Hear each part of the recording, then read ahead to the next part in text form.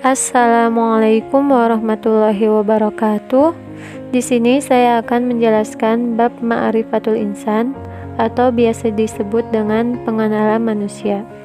Namun di sini saya hanya menjelaskan 6 materi saja, diantaranya ta'rif al-insan, yang kedua haqiqatul insan, yang ketiga taqatul insan, yang keempat nafsul insan, yang kelima sifatul insan, dan yang keenam haqiqatul ibadah. Keenam materi ini akan saya rangkum dan semoga bisa dipahami oleh yang mendengarnya. Langsung saja ke materi ma'rifatul insan atau bisa disebut dengan pengenalan manusia. Tentunya bab ini lebih menjelaskan kepada siapa sih manusia, dari mana dan akan kemana manusia, terus apa tujuan manusia diciptakan, dan apa sih yang harus dilakukan manusia setelah diciptakan? Pasti kalian juga bertanya-tanya kan? Nah, manusia merupakan makhluk hidup yang paling sempurna di antara makhluk hidup lainnya.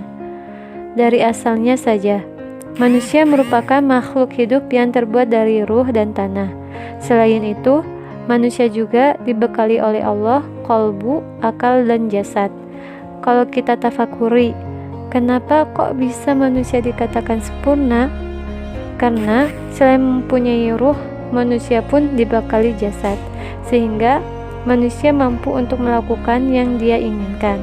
Sedangkan makhluk hidup yang lainnya hanya diberikan jasad saja, tidak dengan ruh. Dan dengan kelebihan tersebut, manusia dipercayai oleh Allah untuk menjalankan amanah. Amanah tersebut yaitu menjadi khalifah fil ardh dan menjalankan ibadah yang diperintahkan oleh Allah dan Rasul-Nya. Ketika kita sudah mengenal atau mentafakuri diri kita sendiri, maka akan membuahkan hasil ketaatan dalam menjalankan amanahnya sebagai manusia. Karena hakikat manusia adalah sebagai makhluk yang diciptakan Allah dan bukan khalik atau pencipta. Kadang dengan kelebihan yang kita miliki, kita lupa siapa yang memberikan itu semua. Padahal kita hanyalah manusia lemah yang diberikan kemuliaan oleh Allah Subhanahu wa Ta'ala, dan dengan kemuliaan yang Allah berikan itu, kita bisa hidup sampai saat ini.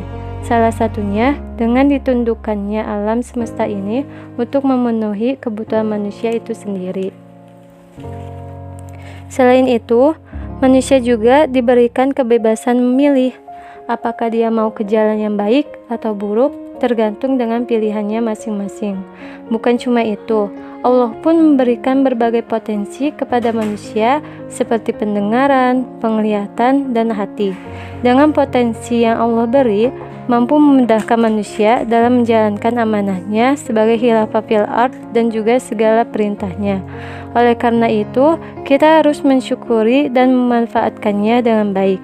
Terkadang kita pun kalah dengan nafsu yang kita miliki, sehingga akan menjadikan kita sombong ataupun akan menjerumuskan kepada kemaksiatan, dan biasanya ini disebut dengan nafsul amaratu bisu'i, atau bisa disebut dengan nafsu yang menyuruh kepada kejelekan. Nafsu ini yang sama sekali tidak mau bertobat. Namun ada juga nafsu yang tarik-menarik dengan syahwat, atau bisa disebut dengan nafsul lawwamah. Kalau ini melakukan dosa, namun dia sadar dan mau bertobat, namun kadang mengulangi dosanya lagi. Dan ketika kita menyadari dan tidak mengulangi perbuatan dosa lagi, lalu kita langsung bertobat, maka kita berada pada nafsul mutmainnah atau jiwa yang tenang. Itu tergantung pilihannya masing-masing. Karena hakikat manusia itu sendiri salah satunya mukhayyar atau bebas memilih, maka Allah memberikan dua jalan antara baik dan buruk, kebahagiaan dan kesedihan, dan juga fujur atau bisa dibilang kesesatan, dan juga ketakwaan. Takwa berarti taat atas perintahnya dan menjauhi larangannya. Ketika sifat manusia berada dalam kebaikan, maka dia termasuk golongan orang-orang yang tazkiyatun nafs, atau bisa disebut dengan menyucikan jiwa, dan akan menghasilkan ketakwaan kepada Allah Subhanahu wa Ta'ala. Namun ketika sifat manusia berada dalam keburukan, maka dia termasuk golongan orang-orang yang tadisiyatun nafs, atau bisa disebut dengan mengotori jiwa. dan berujung pada kesesatan. Sungguh rugi orang-orang yang telah menyia-nyiakan hidupnya pada keburukan, dan betapa beruntungnya orang-orang yang bisa memanfaatkan hidupnya kepada kebaikan, salah satunya dengan beribadah kepadanya. Karena ketika kita memahami ibadah itu sendiri, kita akan mengetahui tujuan dari ibadah tersebut. Karena hakikat ibadah itu sendiri adalah meyakini diri bahwa kita adalah hamba yang hanya tugasnya mengabdi kepada Allah Subhanahu wa Ta'ala serta taat atas apa yang diperintahnya. Sehingga semua ibadah yang kita lakukan akan menimbulkan rasa takut. Takut jika ibadah kita tidak diterima, takut bila kita masuk neraka, dan lain-lain. Di samping takut akan menumbuhkan rasa harap. Berharap agar kita termasuk ke dalam golongan orang-orang yang soleh-solehah dan beriman. Dan dari itu kita termotivasi untuk menjadikan aspek hidup ini hanya untuk mengabdi kepada Allah Subhanahu wa Ta'ala. Cukup sekian yang dapat saya sampaikan. Mohon maaf bila ada salah kata.